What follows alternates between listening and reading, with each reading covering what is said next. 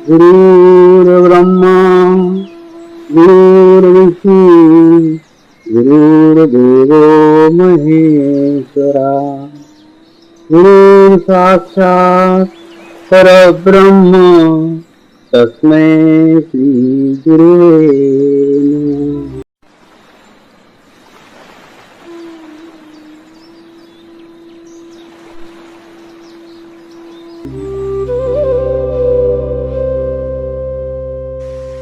मैं एक पवित्र आत्मा हूं, यानी मैं शरीर नहीं हूं। मैं एक शुद्ध आत्मा हूं। शुद्ध आत्मा केवल परमात्मा है। परमात्मा के सिवा मेरा कोई अस्तित्व नहीं है। मैं परमात्मा मैं हूं। मैं एक पवित्र आत्मा हूं, यानी मैं शरीर नहीं हूं। मैं एक शुद्ध आत्मा हूं। शुद्ध आत्मा केवल परमात्मा है। परमात्मा के सिवा मेरा कोई अस्तित्व नहीं है। मैं परमात्मा मैं हूं। मैं एक पवित्र आत्मा हूं, यानी मैं शरीर नहीं हूं। मैं एक शुद्ध आत्मा हूं। शुद्ध आत्मा केवल परमात्मा है। परमात्मा के सिवा मेरा कोई अस्तित्व नहीं है। मैं परमात्मा मैं हूं।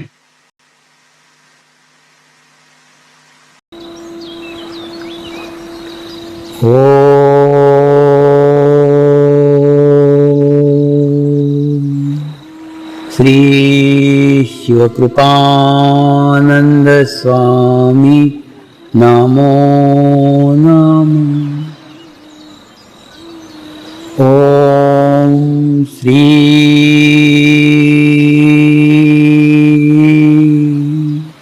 शिवकृपानंद स्वामी नमो नमः।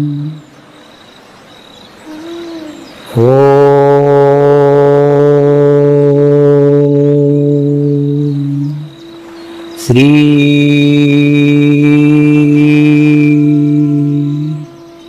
शिवकृपानंद स्वामी नमो नमः।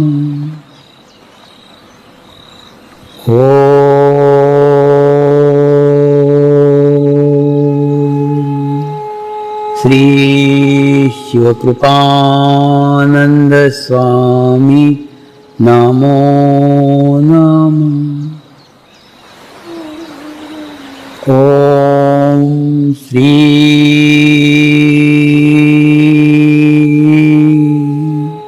शिवकृपानंद स्वामी नमो नमः।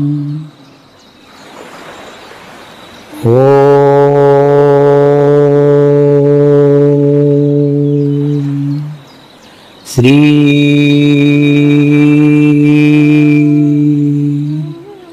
शिवकृपानंद स्वामी नमो नमः।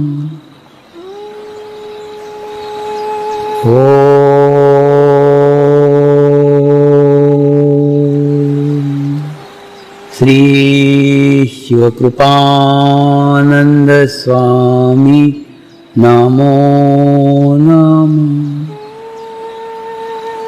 ओम श्री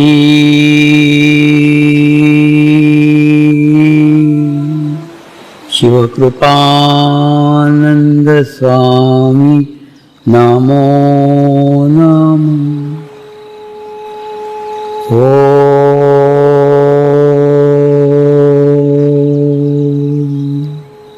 श्री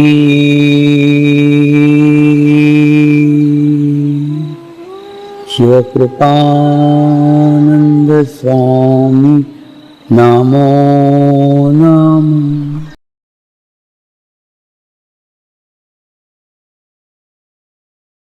वो कर्मकांड माध्यम था जिस माध्यम से प्रत्येक साधक, प्रत्येक श्रावक अंतर्मुखी होता था, ध्यान करता था, मेडिटेशन करता था।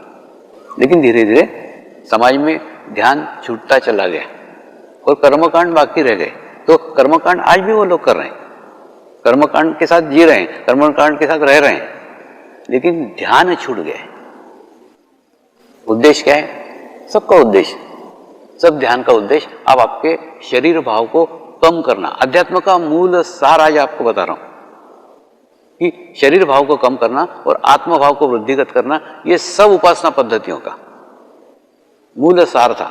लेकिन धीरे धीरे धीरे धीरे धीरे धीरे वो शरीर भाव हावी होता गया और आत्म भाव कम कम कम कम कम कम होता गया। अब कोई मार्ग नहीं है। आज हम जिस दुनिया में रह रहे हैं उस दुनिया में कोई मार्ग नहीं है, कोई रास्ता नहीं है अंतर्मुखी जाने का। तो हमारी जो आदत पड़ी है हम उसी को अवलंब यहाँ पे भी करने का कोशिश करते हैं। यहाँ पे भी इच्छा करते हैं कि हम प्रार्थना करें, हम ध्यान करें, ध्यान से हमारा ये कार्य हो जाएगा, ध्यान से हमारी लड़की की शादी हो जाएगी, ध्यान से मेरे लड़के को नौकरी लग जाएगी। वास्तव में थोड़ा इसको समझो।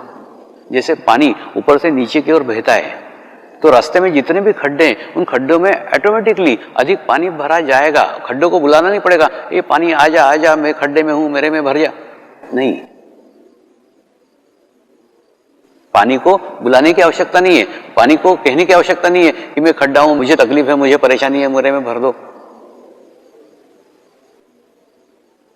एक बार आप प्रयोग करके देखो ना, आज ही प्रयोग करके देखो।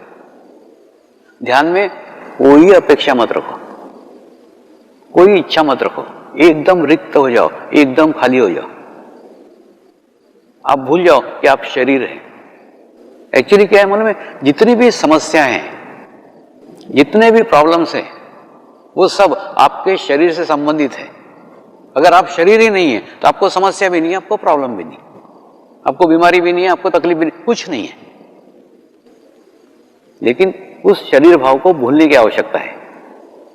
जिस स्थान पर, जिस जगह आप रिक्त होकर शांत होकर बैठ जाओ, चैतन्य को बराबर पता है कहाँ खड्डे हैं, कहाँ गड्ढे हैं, बराबर वो सब भर देगा। उसको बताने की आवश्यकता नहीं है, उसके सामने अपने खड्डे उभारने की आवश्यकता नहीं है, अपने समस्याओं की तरफ चित्त ले जाने की आवश्यकता नहीं है।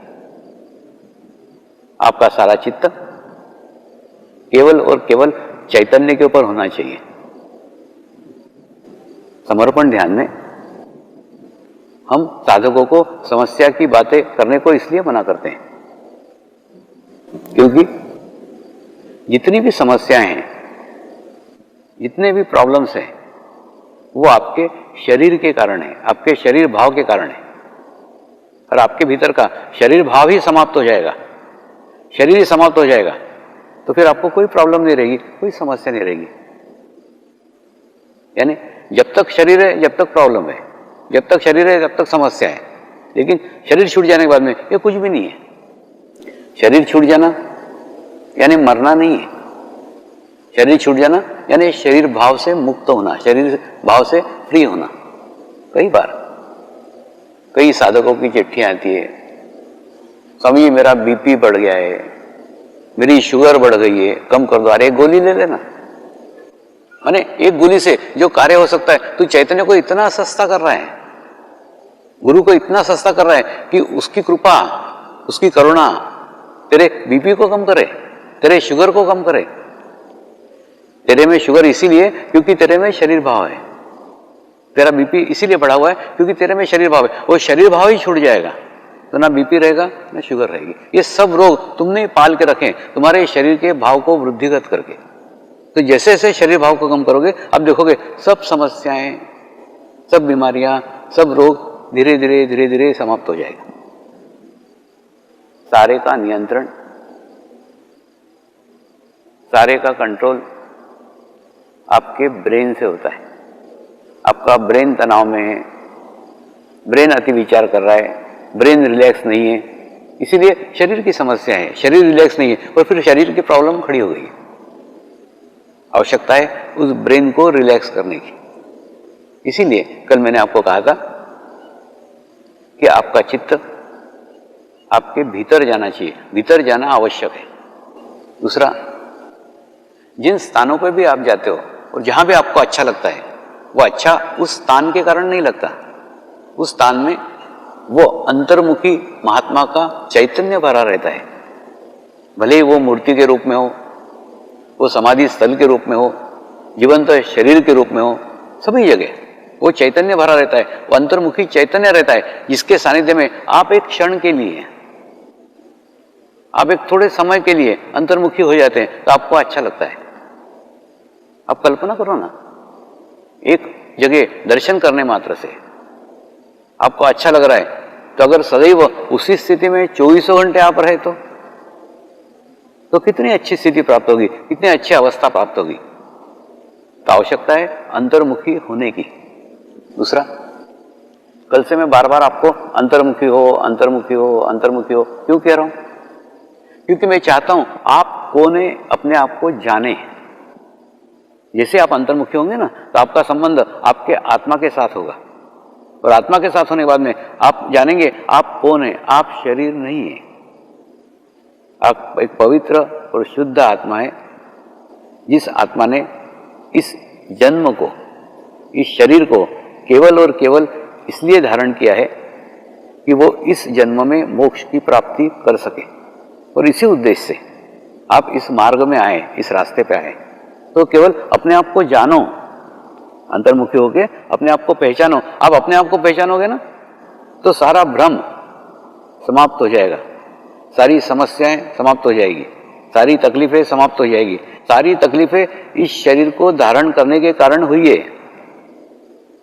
ये तकलीफें आपकी नहीं है, ये बीमारियां आपकी नहीं है, ये समस्याएं आपकी नहीं है। ये सारी समस्याएं, सारी प्रॉब्लम, सारी दिक्कतें आपके शरीर धारण करने के कारण हुई है।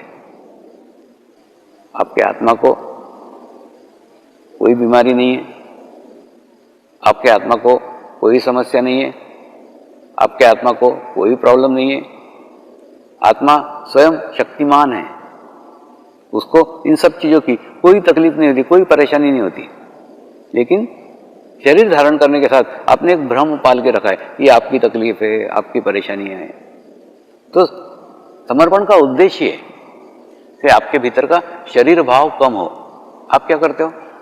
आपकी जितनी भी ऊर्जा है, आपकी जितनी भी शक्ति है, वो सारी शक्ति का उपयोग, सारी ध्यान साधना का उपयोग आपके बाहर की समस्याओं को दूर करने में खर्च कर देते हो। ये समस्या है, ध्यान करो, ध्यान करो, ध्यान करो, ध्यान करो, प्रार्थना करो, प्रार्थना करो, और वो समस्या समाप्त कर लेते हो। लेकिन ये बाहरी समस्या निर्माण ही क्यों हुई? थोड़ा सोचो ना इसके ऊपर। बाहरी समस्या इसलिए निर्माण हुई क्योंकि भीतर समस्या है। समस्या की जड़ बाहर नहीं है, आपके समस्या की जड़ आपके भीतर है, आपके अंदर है। तो आप कितने भी बाहर समस्याएं दूर कर लो, आप बाहर की प्रॉब्लम कितने भी ध्यान से दूर कर लो, कितने भी मेडिटेशंस करके दूर कर लो, फिर दूसरी समस्या खड़ी होने ही वाली है। क्यों होने वाली है? उस समस्याओं का बीज आपके भीतर पड़ा हुआ है। वो एक के बाद एक, एक के बाद एक, एक के बाद एक समस्याएं उत्पन्न करते ही रहता है। तो आवश्यकता है अपनी सारी ऊर्जा को, अपनी साधी साधना को बाहर की समस्याओं में खर्च मत करो। आप क्या करते हो? इतना खर्च करते हो, इतना खर्च करते हो कि भीतर जाने का सोचते भी नहीं हो। तो भीतर की समस्या दूर करना तो खूब दूर की बात है। आवश्यकता है आप भीतर की समस्याओं को छोड़ दो, भीतर की समस्या की तरफ ध्यान ही मत दो। अब आपकी सारी ऊर्जा, अब आपकी सारी एनर्जी आपके भीतर की समस्या को दूर करने के लिए लगाओ, बाहर की समस्या को पूर्ण छोड़ दो। देखो, ऊर्जा रहती है छोटी, उस ऊर्जा का उपयोग हम बाहर करते हैं या भीतर करते हैं, ये अपने ऊपर निर्भर है। अगर हम बाहर करेंगे, हो सकता है, होता ही है कि तत्काल आपकी समस्या दूर हो जाए, लेकिन दूसरी समस्या खड़ी होगी ही। उससे अच्छा है आज ध्यान में बाहरी समस्याओं को सबको छोड़ दो। सारा ध्यान, सारी एकाग्रता, सारी साधना भीतर भीतर और भीतर जाने के लिए करो। तो क्या होगा? जब आपकी भीतर की स्थिति अच्छी हो जाएगी, तो बाहर की स्थिति तो बाय प्रोडक्ट है, ऑटोमेटिकली वो सब अच्छी होगी। आप देखो ना, मैं आपके सामने एक उदाहरण के रूप में गुरु ने भेजा हुआ है। मैंने ध्यान छोड़ करके जीवन में कुछ नहीं किया, कहीं विदेशों में भी गया, कहीं देशों में भी गया, कहीं पे भी ध्यान के सिवा कोई बात नहीं की। ध्यान ध्यान ध्यान ध्यान, तो भी सब बाहर की परिस्थितियां खुद ब खुद चेंज होती चली गई। आपने खुद नहीं देखा है, आपके सामने डेवलप हुआ हूं, आपके सामने परिस्थितियां बदली है। तो ये बाहर की परिस्थितियां और भव्य होने वाली है, और बड़ी होने वाली है। ये आज के मेरे शब्द आप याद रखो, बहुत बड़ा होने वाला है। लेकिन वो काय के कारण हो रहा है? बाहर की समस्याओं दूर करने के लिए, बाहर के प्रॉब्लम दूर होने के लिए ऊर्जा खर्च नहीं हो रही है। ऊर्जा का सारा स्रोत भीतर लगा हुआ है, भीतर से ऊर्जा जनरेट हो रही है, और धीरे धीरे धीरे धीरे बाहर की स्थिति परिस्थिति सब बदलते बदलते बदलते जा रही है। तो आप भी ऐसे ही करो, आपकी सारी ऊर्जा को, आपकी सारी एनर्जी को, आपकी सारी साधना को भीतर ले आओ, भीतर ले आओ, भीतर ले आओ। तो जैसे भीतर लेके जाओगे, आप देखोगे बाहर की परिस्थिति खुद ब खुद दूर हो जाएगी। क्योंकि जिस प्रकार से एक बीज होता है, एक नन्हा सा बीज, छोटा सा बीज, बीज के अंदर ऊर्जा कितनी, एकदम इतनी सी छोटी सी ऊर्जा। जब वो अंकुरित होता है तो उसके ऊपर इतने बड़े बड़े पत्थर पड़े रहते हैं। तो वो अपने ऊर्जा को पत्थरों से लगड़ने में, पत्थरों से झगड़ने में, पत्थरों से टकराने में, पत्थरों को देख करके रोते नहीं बैठता है, वो हारता नहीं है। पत्थर इतने बड़े बड़े, मैं तो इतना सा हूं, ऐसा हारता है क्या? वो नहीं। वो क्या करता है? पत्थरों से झगड़ता नहीं है, पत्थरों से लड़ता नहीं है, पत्थरों से डरता भी नहीं है। पत्थरों के पास से रास्ता बनाता है, धीरे धीरे धीरे धीरे धीरे धीरे पास से रास्ता बनाता है और अंकुरित होता है। अपनी सारी ऊर्जा शक्ति, आपकी अपनी सारी एनर्जी पत्थरों से भी लड़ने में नहीं खर्च करता है, उसको अंकुरित करने में खर्च करता है। धीरे धीरे प्रगति करता है, धीरे धीरे धीरे धीरे धीरे धीरे प्रगति करता है। और प्रगति करते करते एक पौधे का रूप लेता है, और पौधे का रूप एक छोटे से झाड़ का रूप लेता है। जब झाड़ का रूप लेता है तो क्या होता है? कुछ बकरियां उसके पत्ते खाने के लिए लालायित होती है, कुछ पत्ते खाने के लिए बकरियां आती है, लेकिन उसकी भी वो चिंता नहीं करता। फिर भी वो दिन प्रतिदिन धीरे धीरे धीरे धीरे धीरे धीरे धीरे धीरे विकसित होते होते एक वृक्ष का रूप ले लेता है, एक बहुत बड़ा वृक्ष हो जाता है। और जो बकरियां उसकी पत्ते नोचती थी, जो बकरियां उसके पत्ते खाती थी, वही बकरियां उस वृक्ष के नीचे शांति का अनुभव करती है। वही बकरियां उस वृक्ष के नीचे छाया का अनुभव करती है, उसकी छाया में बैठती है, उसकी छत्र छाया में बैठती है। और वृक्ष बड़ा होकर के नीचे देखता है तो पत्थर इतने ही थे, और आज भी वो इतने ही है। वृक्ष कहां से कहां पहुंच गया, पत्थर उतने ही है। ठीक उसी प्रकार से आपकी समस्या है, आपके प्रॉब्लम उतने ही रहने वाले हैं, वो बढ़ने वाले नहीं है। लेकिन आप आपकी एनर्जी डाल करके, आपका चित्त डाल करके उसको वृद्धिगत करते हो।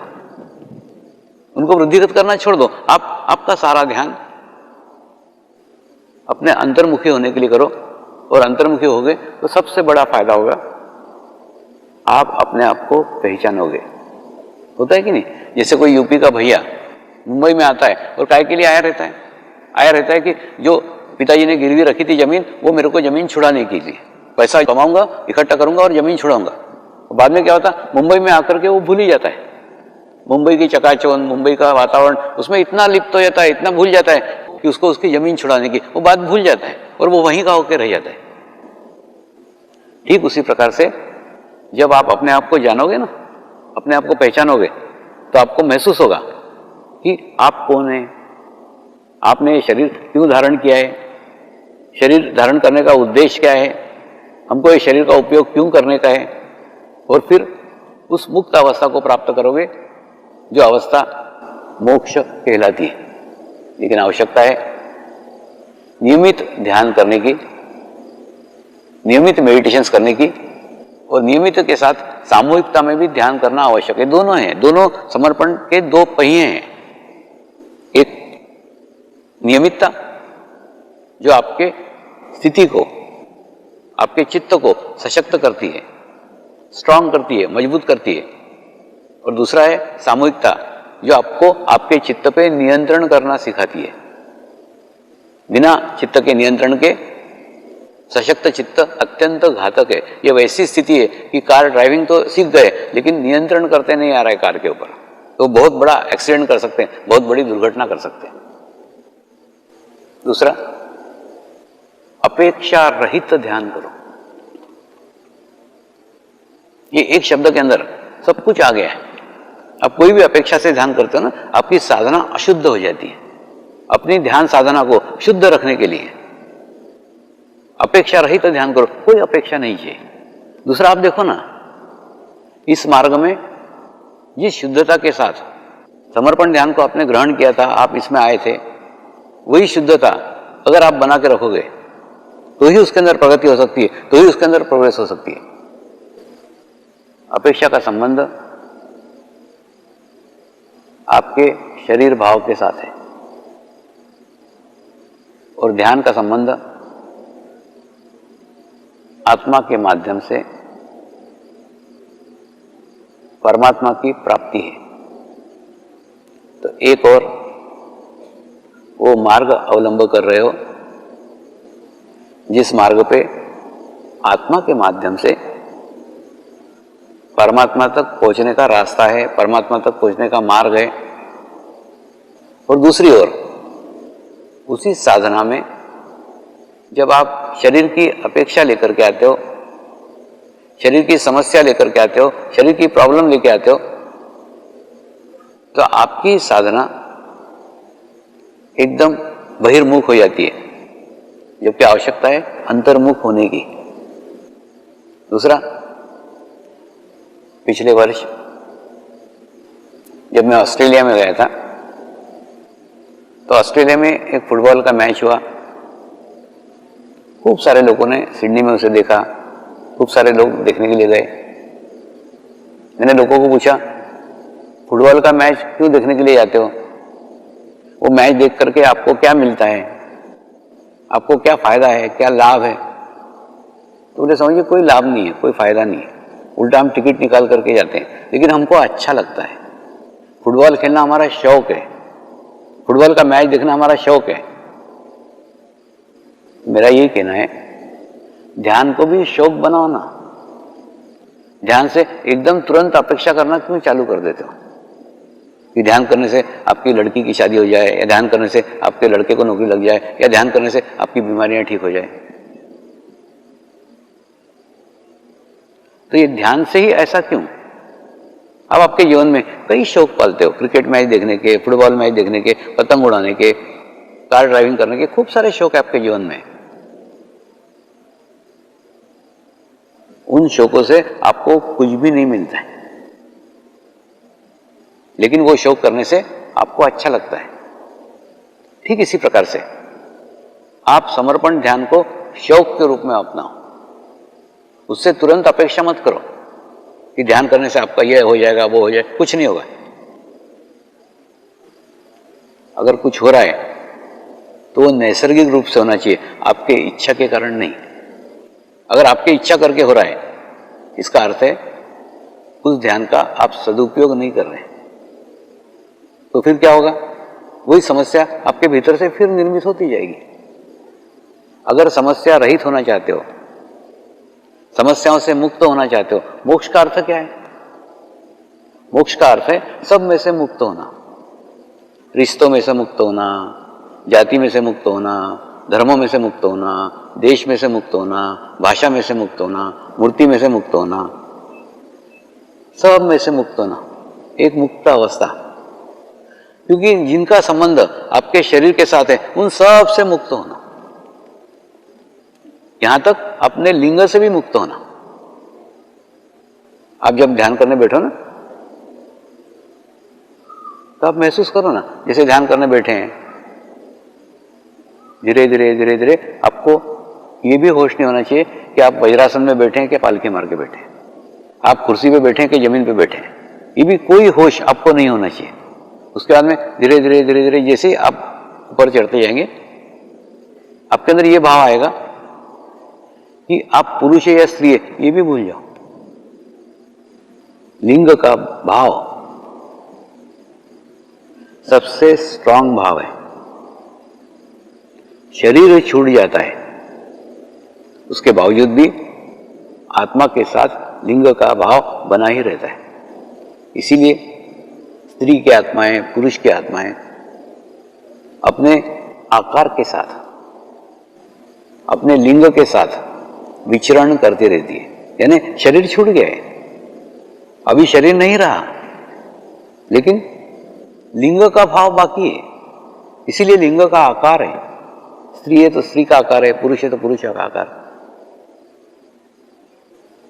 आवश्यकता है उस लिंग में से भी मुक्त होने की, ध्यान की उस ऊंचाई को प्राप्त करो, ध्यान की उस अवस्था को प्राप्त करो जहां जाकर आपका लिंग भी छूट जाए, वहां जाकर आपको यह भी ध्यान नहीं रहे कि आप पुरुष है या स्त्री है।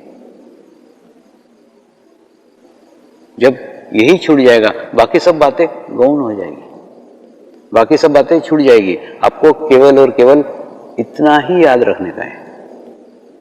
आपका सारा चित्त केवल एक ही जगह एकाग्र होना चाहिए, वो है मैं एक पवित्र आत्मा हूं और मैं एक शुद्ध आत्मा हूं। शुद्ध आत्मा, शुद्ध आत्मा का अर्थ है आत्मा के सिवा और कुछ नहीं। ना मैं किसी का पिता हूं, ना मैं किसी का बेटा हूं, ना मैं किसी का भाई हूं, ना मैं किसी का मामा हूं, ना मैं किसी का काका हूं।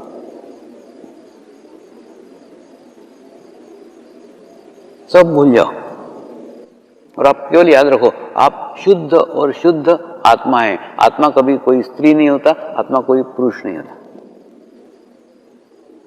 आत्मा परमात्मा का वो शुद्ध स्वरूप है जो आपके करीब का है, आपके पास का है, उस तक आप ध्यान मार्ग से आसानी से पहुंच सकते हो। और उस तक पहुंचने के लिए केवल और केवल एक ही रास्ता आपके पास बचा है, वो है समर्पण का भाव। जितना समर्पण का भाव करोगे उतना ही शरीर का भाव धीरे धीरे धीरे धीरे धीरे धीरे धीरे धीरे कम होगा।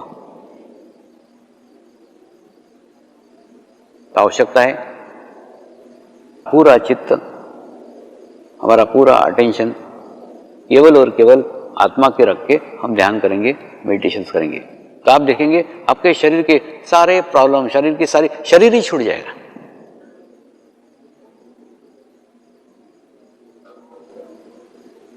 और वो स्थिति में आप जा सकते हो। उस स्थिति में आज आप जाओगे और इतनी बड़ी सामूहिकता में अगर आप जाने से वंचित हो गए तो जीवन में फिर जाना कठिन है। इसलिए इस अवसर को प्रार्थना करेंगे। हे परमात्मा, हम सभी पवित्र आत्माएं आपको हृदय से प्रार्थना करते हैं कि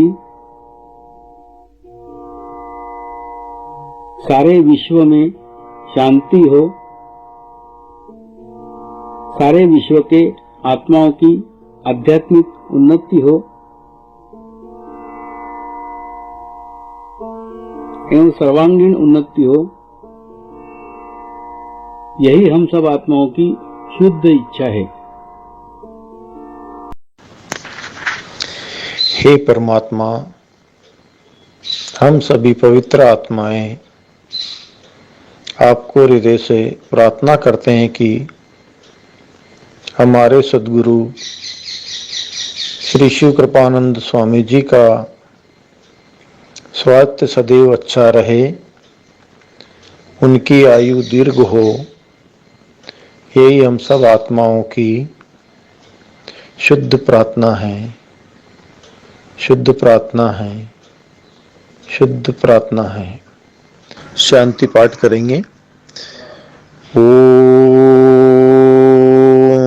ध्यो शांति अंतरिक्ष गुम शांति पृथ्वी शांति रापः शांति औषधयः शांति वनस्पतयः शांति विश्वे देवाः शांति ब्रह्म शांति सर्वगं शांति शांति एव शांति सामा शांति एधि ओम शांति शांति शांति सर्व इष्ट सुशांति भवतु।